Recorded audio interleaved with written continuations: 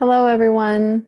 Welcome to the Winds of Spirit book study discussion. I'm Bridget Hopkins, and this week we are discussing Chapter 10, Finding Your Center. And before we begin our discussion this week, I would like to take us to our sacred space. So for those that are attending live on the call and also those who will be watching later, I'll just encourage you to close your eyes if you're able. And if not, just soften your gaze and allow your attention to start turning more inwardly. Really watching your breath as it comes inside your body, feeling and noticing how far your breath travels, and really releasing anything that is causing tension in your body on the exhale.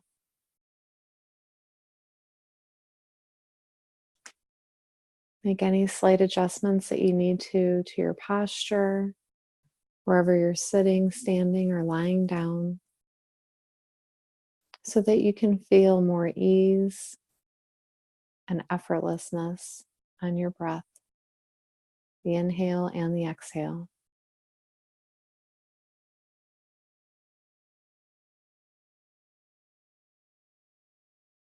Doing one more nice deep breath in.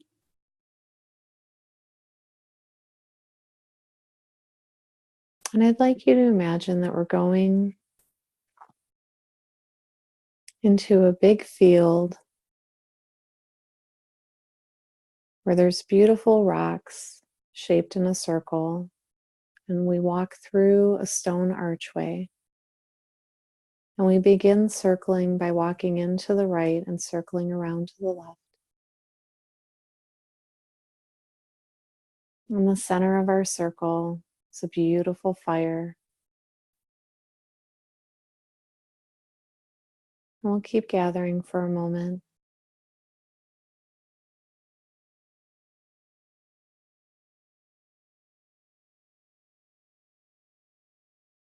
And take a moment in your mind's eye to look around the circle and greet everyone that's there.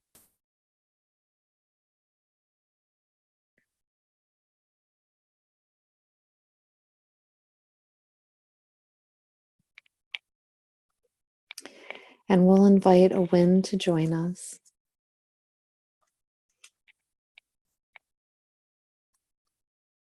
And this week's wind is Amunet, the Egyptian wind of obscurity, hidden forces at play.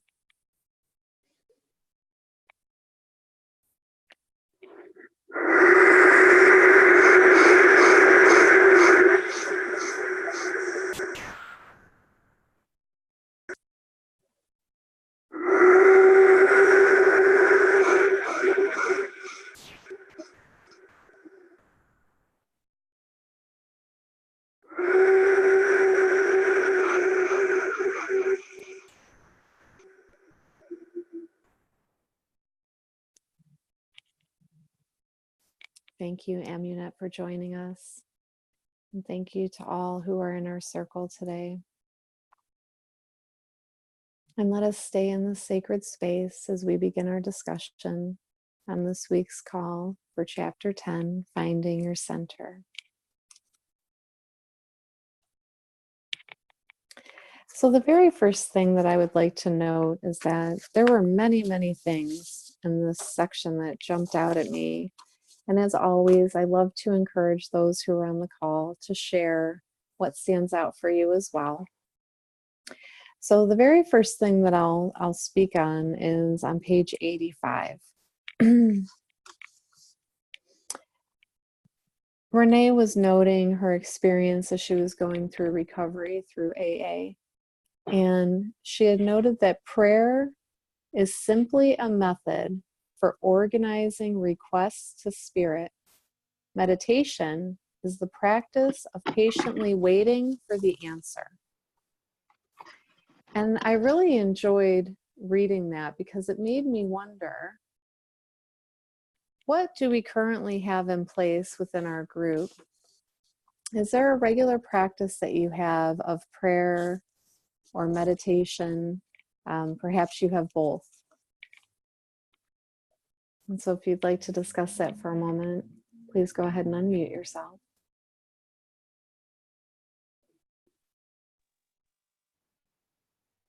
I don't currently have a practice, but I'm, as you know, working to establish one. I Thank you. used to meditate a great deal, very deeply, very often. But I had a life shift that shifted me out of, those practices. I'm trying to reestablish what I know to be right, for me. Yeah, for you. Yeah. Great. Well, thank you. Currently it's interesting because I notice that I have a steady practice that I do every single day, but the way that I do it changes. So sometimes it'll be first thing in the morning. Sometimes it'll be while I'm in the woods. Sometimes it'll be several times in that particular day. So the thing that I enjoy is that I do have a steady practice, but I'm not caught up in the how or the when as much as I am in the consistency of it.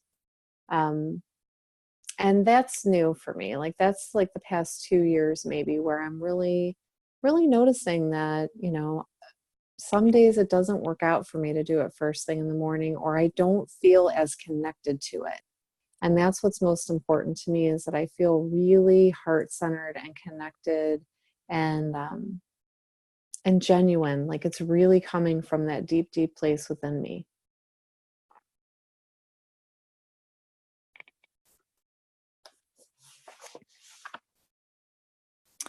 This I just loved. So she was talking about when she was learning how to pray. And I think that like, I love that she shares that in here, because I had a very similar experience, right? I remember the first time I was in a group environment and someone had handed over the talking stick to me and said, Bridget, why don't you offer the prayer? And I was like, I mean, how do you do that? I felt so Johnny on the spot. Like, I'm not sure I can do this. And, Renee was speaking of a very similar experience. And so I kind of chuckled because I knew exactly how that felt. And, but she was saying that after she had started the practice and gotten used to it, my list of the one thing that I keep ignoring is that she felt like she kept asking and demanding in her prayer as opposed to offering and giving. So my list of demands grew shorter and shorter, and my requests to Spirit became appeals on behalf of others. I thanked the winds of Spirit for my first breath and the air that connected me to them. I realized that I have everything I need. As I grew fluent in prayer, I became an active participant in creating my own satisfaction, and eventually learned to cooperate with the forces of nature residing within me. And then the next sentence goes on to say that prayer and meditation tame your inner winds. And the reason why that stood out to me so much is because it really pulls in everything that we've been reading right now so succinctly. And the simplicity of it, like learning to pray in a way where it isn't a demand. You're really engaging in that deep place within you where you want to be considering, the greater good, if you will, for simplicity's sake.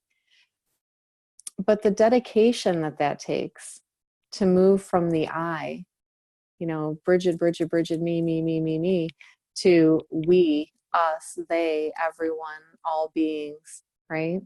Like that, that's what really stood out to me, is like going through this entire book and then getting to this place of prayer. It just seems like it's so simple. But showing up every day and praying from that place is not always easy. Because sometimes we're praying to not have problems, right? Yeah. Did you want to say something, Cheryl? You can go ahead and unmute yourself. You look like you were talking here. Yeah, go ahead. I'm not sure that I have anything really to say. It's just that when I was involved with my Native American teachers, I learned to pray always for the greater good first, other people specifically, and then myself last. Mm. And not even go into the specifics of what I perceive myself as needing, but just, trusting that the greater powers that be knew what I needed. Yeah. Yeah. And would take care of it. Mm-hmm. Yeah, that's beautiful. Thank you.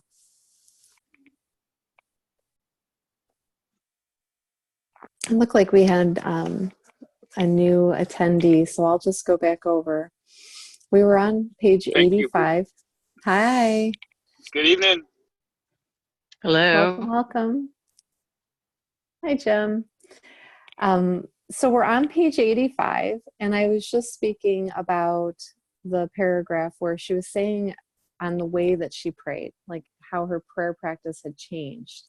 And so we were just sharing our experience with a prayer meditation practice and the consistency of it. Like I was sharing with Cheryl that I've had a practice in place for many, many years, but the way that I do it is consistently changing, but not the practice itself. So the time of day, the location might change, but the practice of the prayer and meditation has remained consistent on a daily basis for a long time now. So do you or anyone else want to jump in? Is there anything you want to share about that? So I know prayer-wise, it's been a lot for me just in terms of the extremes. That is, it's like when something awful is going on, there's a prayer. When something wonderful, there's like a gratitude prayer. And I think being more consistent is really better. And I think of prayers, it's also, I guess it was the Disney that said, a prayer is like a wish your heart makes. I've never heard that before. Yeah. Being able to listen to that and to check in more regularly and just, what's the word I want? I guess align inside is really what that prayer is really asking for. Yeah. Yeah. I love that. Thank you, Jen. Mm-hmm. Would anyone else like to share?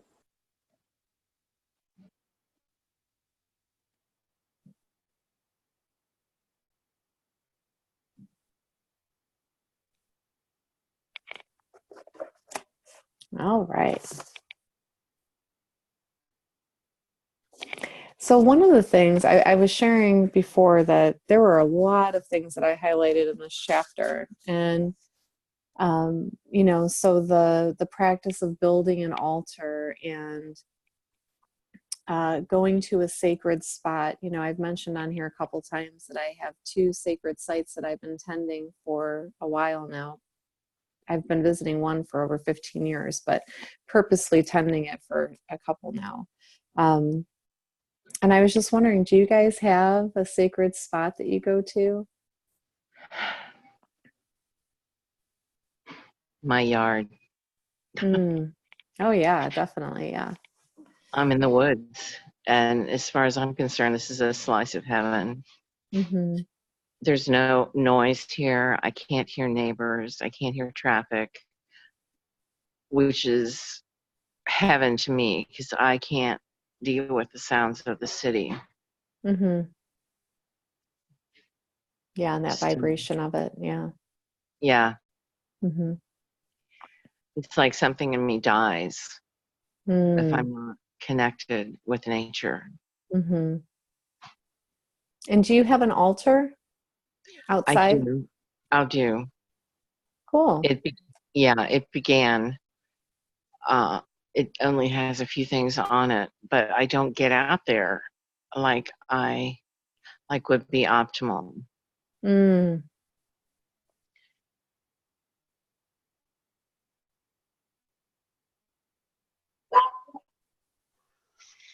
So no altar for me, but I like to get out in nature. I guess in some ways that's my altar. I go out. I've got 2 dogs. So I get up early in the morning. We get to go outside and watch the sunrise together. And when we're done with the walk, we'll just sit on the front porch. I'll put on some light music or something, and we all just kind of chill out there together and kind of, well, meditate. So I should put prayer in there too, and we cover both of them then. But it's just a matter of just some quiet time before the day starts to really just center. Yeah. And Yeah. it's like we all 3 of us sit there with like a heightened sense of awareness. They notice anyone that comes by. But I think more than neighbors stop by to visit. They're like belly rubs, belly rubs, belly rubs. That's it. Oh, that's great. The other place we like to go, we'll go hike out in the woods. There's a couple places near us, but those are kind of like the once a week bigger altar that we'll go visit. It involves a longer hike. And then we'll sit somewhere near a creek, on a mountain or something. It's like the woods, the mountain, and the creek is kind of what really works for us. We went, I think, 2 weeks ago to Bushkill Falls, which is in Pennsylvania. It's the Niagara Falls of Pennsylvania. Oh, We got to nice. hike through the mountains, look at all the different waterfalls, and just kind of hang out and relax. And it's wonderful in that we get focused on the hike, and that just naturally clears our minds. And a break from everything else is going on. Plus, I don't think there's really any Wi-Fi up there too, so we just kind of get to disconnect and just be. Really just envelops us in the 5 senses as we hike through the woods. Yeah. Yeah. Oh, that's great. Thank you. Anyone else like to share? You currently have. Oh, sorry. No, go ahead. I kind of traveled through Pennsylvania and got out and explored the woods around, and there was a creek, and it was exquisitely beautiful. I really appreciate how much you enjoy the water. I notice that you comment a lot about the water videos that I do. So I do. You have an affinity for water, and I just want to acknowledge that in you. I think I do. And I have a creek bed on each side of my house. So the only time that it's sort of relatively deep ravines that stay dry unless it rains. But when it rains, there will be some water that, is gurgling down the creek bed. Yeah, it's a soothing sound. Yes, I love it. Yeah. Yeah. That's great. Thank you.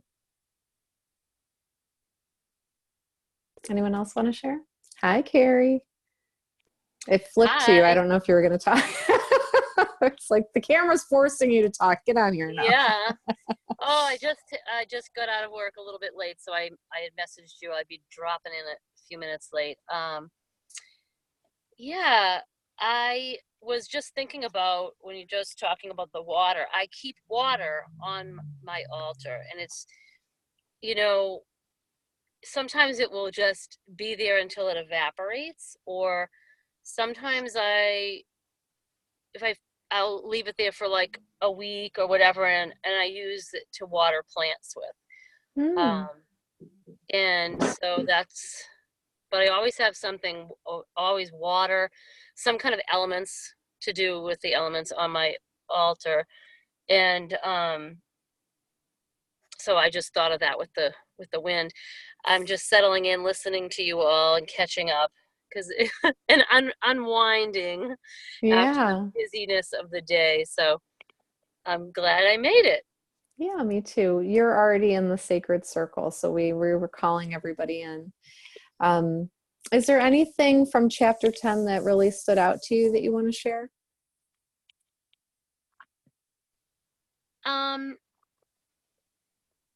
Right now, I think, well, the altars are huge for me, but the space, it's a cumulative effect.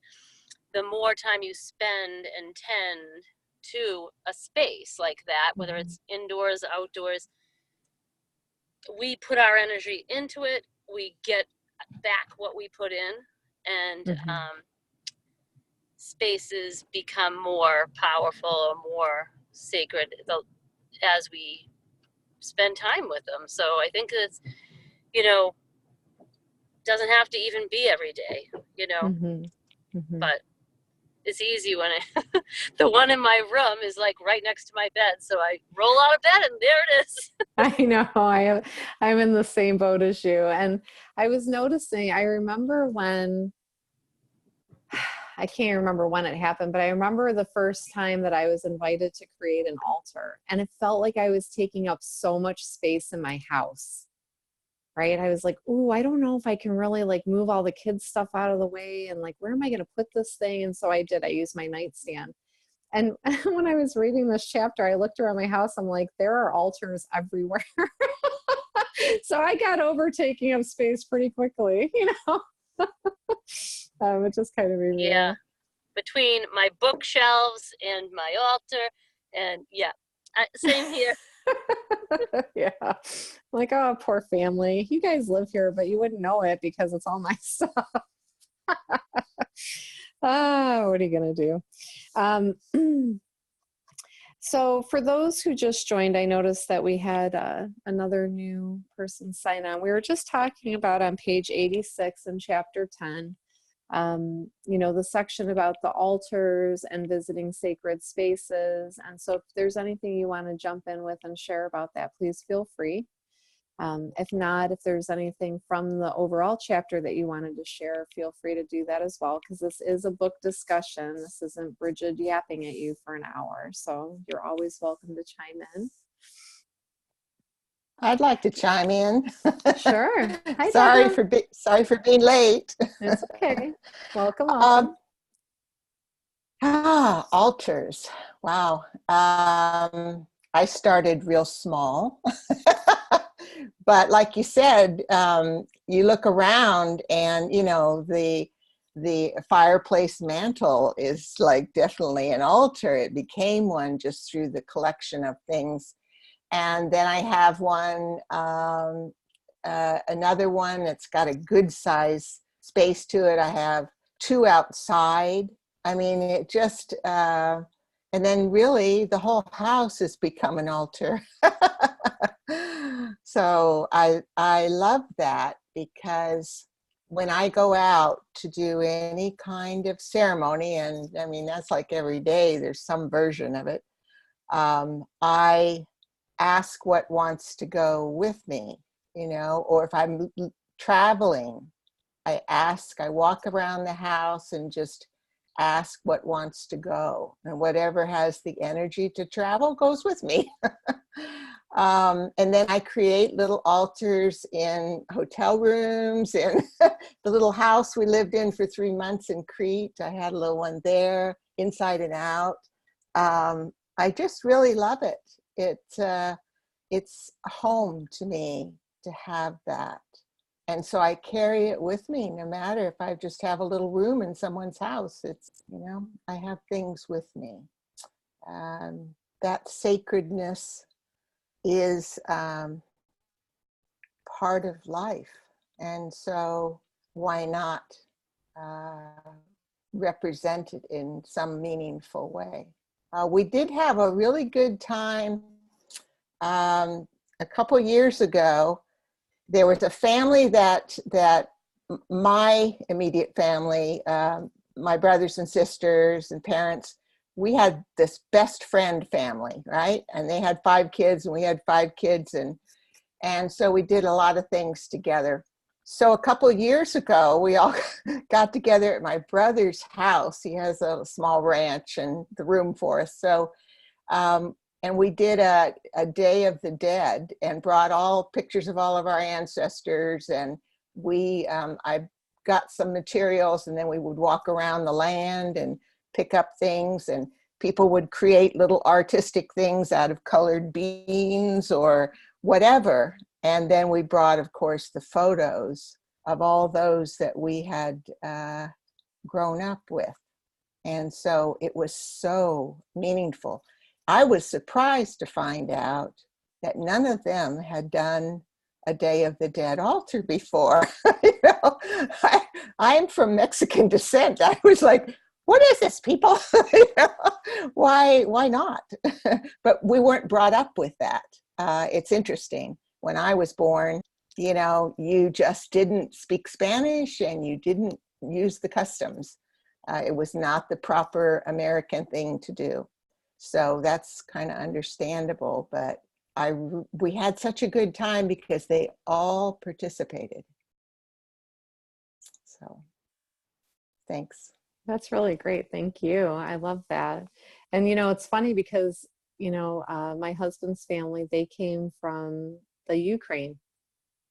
And his mom would have been second generation, and she did not want to learn Ukrainian at all, or like cook with those customs, or, you know, wear the traditional clothes, nothing. Like, we're in America, be an American. I'm like, what does it mean to even be an American? Does that mean like complete denial of your heritage? I don't know that that's American. You know, I don't know. So I get it. Yeah. Has anyone been doing the wind walks? That's another question that I had for our group.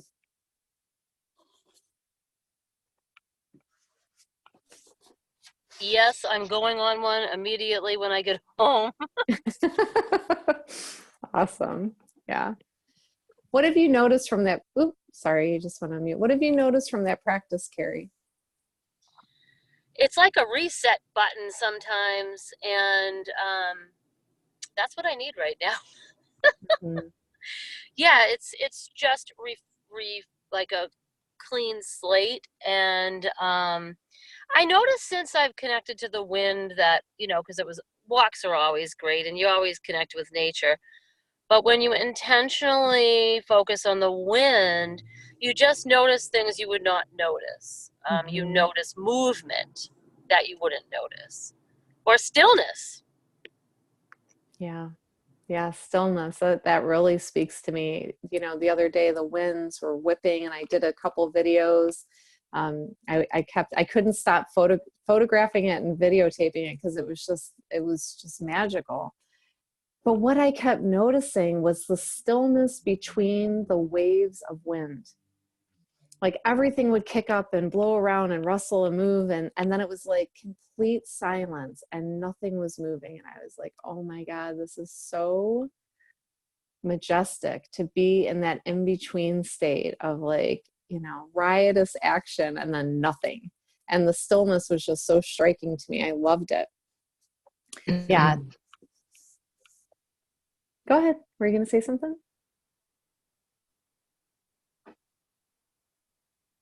No? Okay. One of the things that I wanted to say is that we do have some in our community that are not able to walk right now. And one of the things that came to mind is that you could still do a wind walk, just in a modified way, where you could open, if you have sliding doors or a window, open that and allow yourself to envision walking and feeling that breeze on you. That, you know, that was just something that I had thought about not too long ago for some of our community, is like, let's modify some of these exercises in here so that you can still do them. It's just in the way that's going to serve where you're at right now, like whatever, you know, whatever the physicality is. One of the things. May I comment? Oh yeah, absolutely. Sorry. What you just said about the silence, because I too have had this, oh wow, what is this? And we were talking about the gap, remember, a couple meetings, the gap, what I call la pause, which is a French term that I learned from a child rearing book and how they do it in France. But it was to pause before you speak, to reprimand your child or whatever, but to take that pause. So I use it in other ways, like just before I do anything, pause and see what's happening with my body or whatever. So I haven't done the wind walk, but I go out and stand and see, you know, turn all each direction and see where the wind's coming from. So I did that this morning, and it was from the south, which surprised me because I thought the storm coming tonight was from the north, which we'll see. So I thought, oh, it's the south. And I went and got my whistle, but I was reading this chapter. And so then I did the exercise of using the whistle and, learning to breathe. And this was a little different than what I've seen so far about it's grounding. It's, either asking a question. And I asked the winds, I said, I've been working with two different ones. Mari came first, and then Carrie stepped in very definitely. So I asked them, are we done? Or can I pull a card for another one? And I got a clear no, we're not done.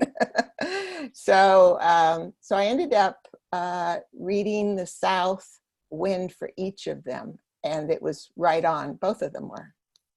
So I enjoyed that. And I enjoyed doing this 5-part practice here at the end. So thank you. You're welcome. And Deborah, you're going to love being on the call today, because that's what I was planning to do, is that we would all do that exercise together. Do the wind breath. Not the wind breath, the connected breath. So one of the things, the last thing that No, absolutely not. You know that. Go ahead, Joe. Like, woo, some of my favorite topics. Whenever I go out for a walk, it seems strange to go for just a wind walk, but I know whenever I walk, I always observe the wind. It's kind of like one of the things I just let go and see what it does. But I'll always stop once or twice or many times and just kind of center into the wind. I know we talked about that, like with anchoring, this is kind of centering our still chapter. Like dropping that anchor on the boat, I'll just face the wind, kind of center based on how air pressure hits my ears, and just stand there for a minute, take a couple deep centering breaths. It's always refreshing. It always just centers me, and then I'm like ready to go again. I feel refreshed listening to you talk about that. Thank you. Yeah, and it was really interesting recently. So back to Deborah's comment about the gap. I had this really cool experience, you guys, and it's the first time that it's ever happened. But I was like, ooh, I'm ready for more of this. So I was in the woods, and I went in. I was doing some of my practices and taking care of the site, and I could hear a person's name come in on the wind so clearly. It was like when the wind blew by, I heard her name. And I thought, well, that was kind of neat. I wonder if that was just me imagining that I heard her name. And then the next wind was the same exact thing, and it brought her name through again. And I was like, okay, I'll call her. And I called her, and she's like, I was just thinking about you. I'm so glad that you called. I'm like, yes, that's fun, to have the winds like bringing to the attention people.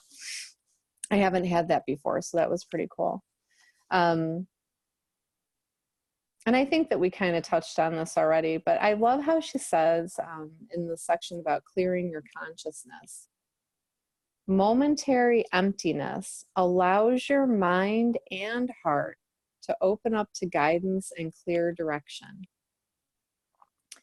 And I was wondering, what practices do we have in place that really clears that inner wind that's happening inside of our minds? But I feel like we pretty much touched on that for the most part. But if anything else comes up for you guys, if you want to jump in, please feel free to do so now before we do the connected breath process.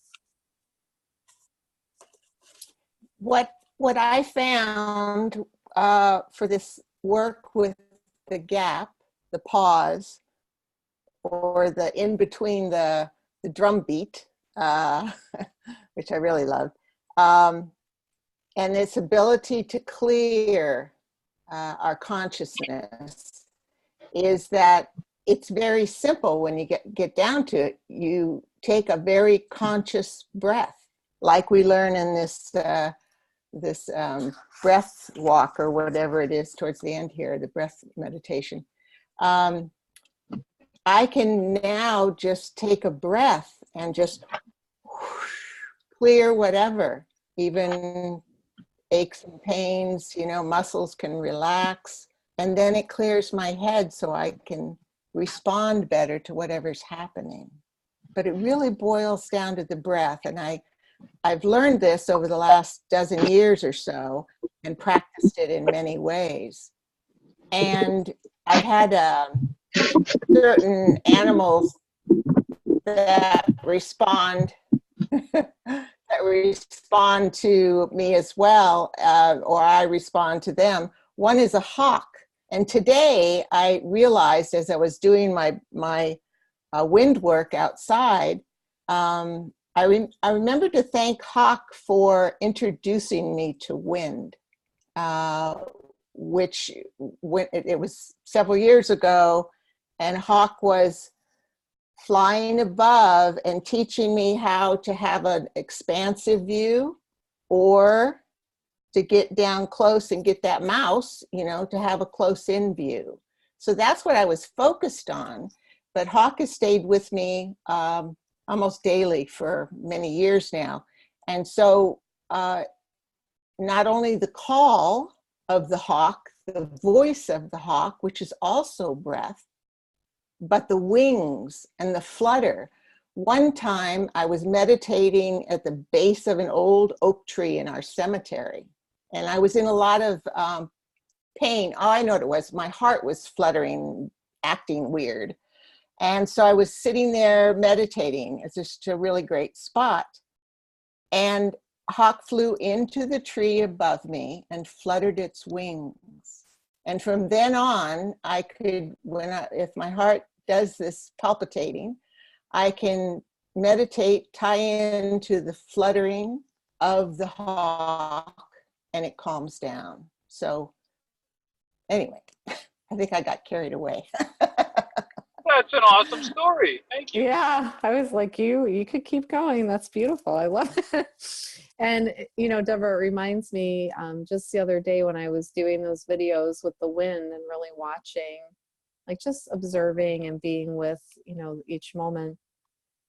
I was laying on my back and it was super quiet, and the most recent wave had just gone by, and I kept hearing this like tick, tick, tick, tick, tick sound coming from far away.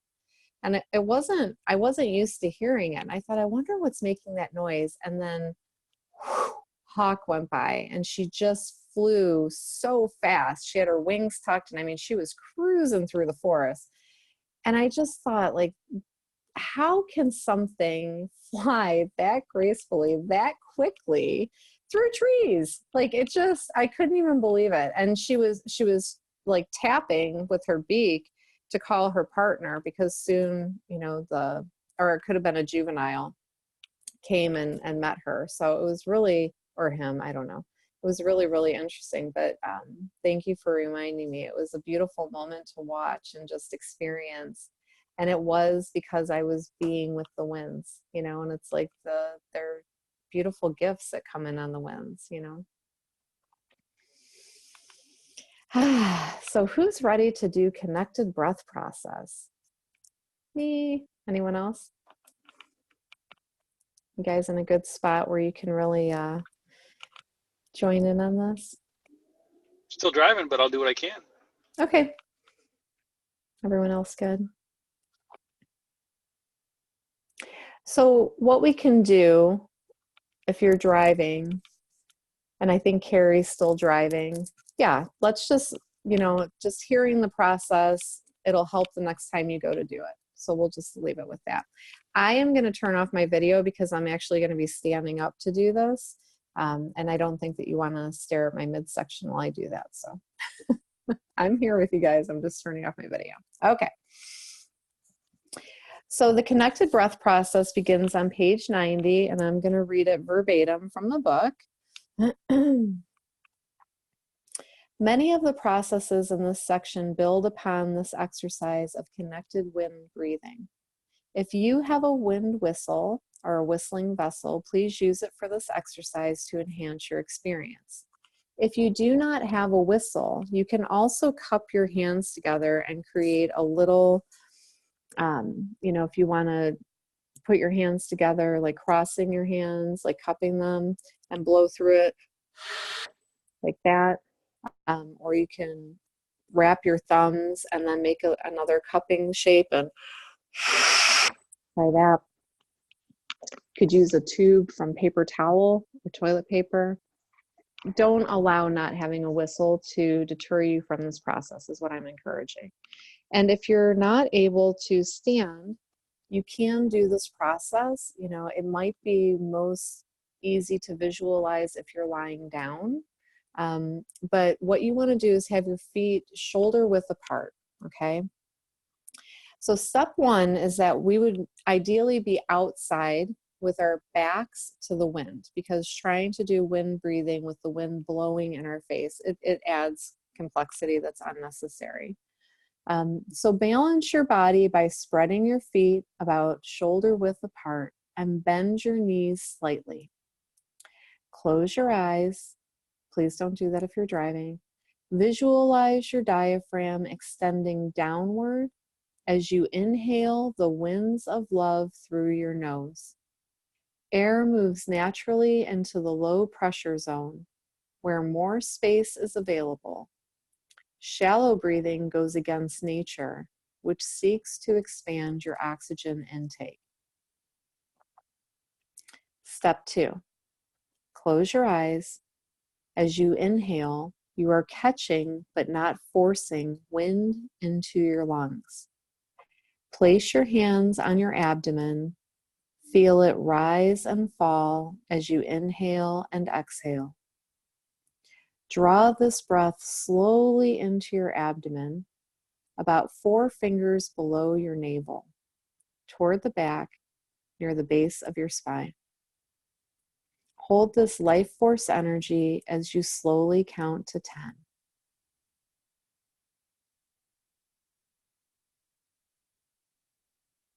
As you gradually exhale, blow into the whistle.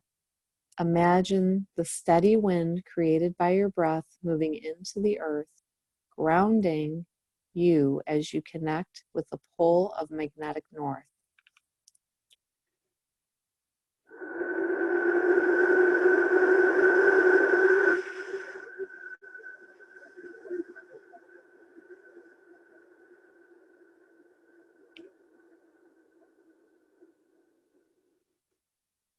Imagine your feet as tree roots reaching deep into the belly of Mother Earth and connecting you with the center of the planet's magnetic field.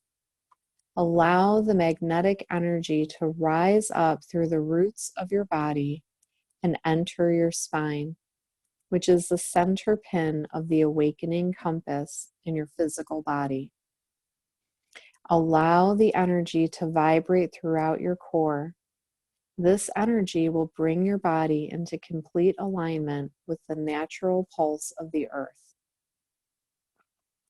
On your second breath, pull air from the light of the sun, visualizing this light filling up your lungs and your entire inner cavity.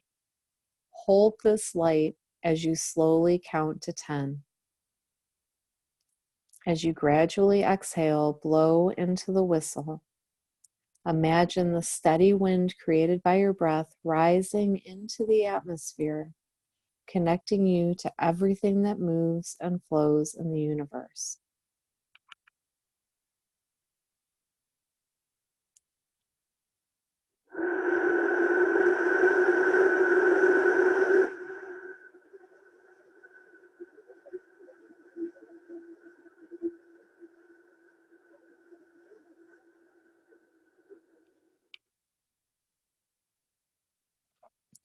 Continue extending your breath outward as the energy in your core flows out to the heavens and stars.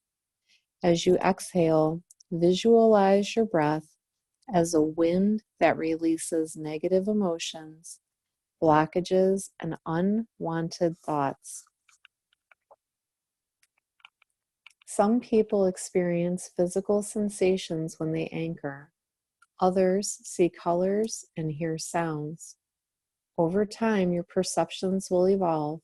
Trust whatever you experience is real. Step 4, As you inhale the third wind breath, bring it in from the universe and watch how it flows from the top of your head, down your spine, and circles back up. The air you inhale is the wind of love, which has traveled around the planet, collecting the energy that you require to enliven your hopes and dreams. Watch as this torus of love energy builds in intensity. Allow the magnetic energy to rise and flow through the roots of your body and enter your spine, which is the central pin of your awakening compass. The awakening compass is your body, which acts as a meter to let you know whether you are on or off course. With practice, you will know exactly when you are tuned in or out of kilter. Let the wind energy flow and vibrate your core. This energy will realign you with the present moment every time. Imagine your breath expanding out into the vast expanses of the universe. As you exhale, envision your breath as a sacred wind. Focus your attention on the space around you. Observe the places in your body where the air is constricted, preventing the wind from flowing outward. In that space, you can consciously let go. Trust the authenticity of your experiences. When I breathe with my whistle, I move to an extraordinary place where time stands still. When I continue with the next step, everything becomes clear and takes care of itself. Close your eyes and establish a pattern of steady, rhythmic breathing. Allow yourself to pull in the energy from the wind on your in-breath and then release the same energy to the heavens on the out-breath. When you are calm, you are in your center point, a place where everything exists as a sacred potentiality.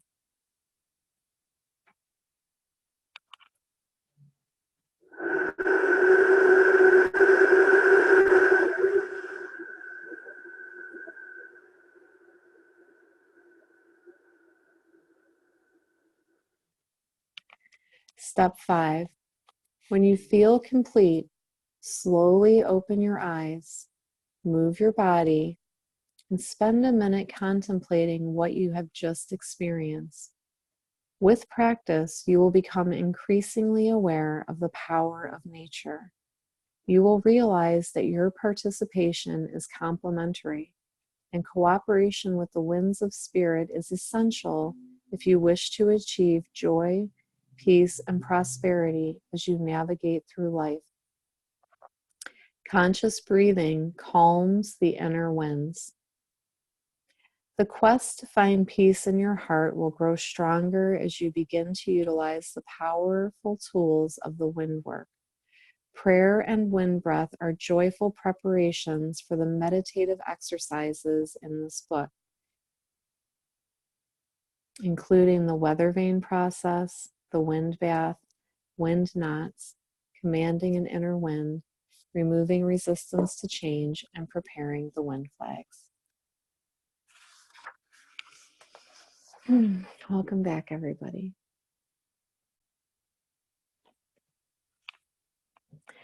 So in preparation for next week, we're reading chapter 11, which is Calibrating Your Inner Awakening Compass. Begins on page 95 and goes to page 100. And again, there are practices. So see what really stands out for you. If you're able to do more than one, feel free to do so, and then we can come back into our circle and share about that. And is there anything that anyone else would like to share before we begin to wrap up?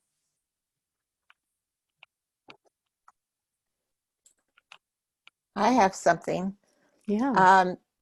I learned something important today in this chapter. I mean, there were several things, but I had been facing the wind when I was practicing with my wind whistle.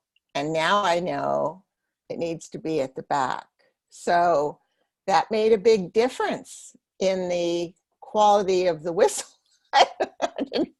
So I was really happy to see that. Good. And I love practice. Yeah, Yes. I Yeah. need practice. And it's nice to have someone else speak it, because it is a lot to do the very first time. And so that's why I just wanted to go through the process and let everyone hear the process. And then you can do it along with my speaking, so you don't have to look in the book, and do it. Good. I'm glad it helped. Yes, one other thing. Yeah. I know I may sound like a broken record, but thank you so much, Bridget. You always rock with these sessions and do good things for us, and we greatly appreciate that. Oh, thank you, Jim. I received that. Thank you. I appreciate your gratitude very, very much. You're welcome. Anyone else?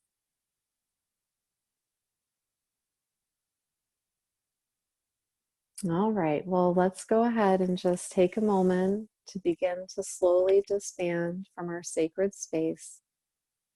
As you're feeling complete and ready to leave, just imagine that you're coming back out of the stone archway. As each one of you disbands, I'm sending you an immense amount of gratitude and love from my heart. Thank you for your attendance and participation. Thank you for your interest in the wind work. Thank you for all of the good that you're putting forth into the world in your own way, in your own work, from your own heart and thoughts and spirit. Thanking each of you for being present today in your own lives and on this call. And wishing each of you much peace as you get ready to move into the weekend. And thank you again, everyone. We'll be here next Thursday at 5 p.m. Eastern Standard Time for Chapter 11. Have a great evening. Woo! Woohoo! Bye-bye. Bye.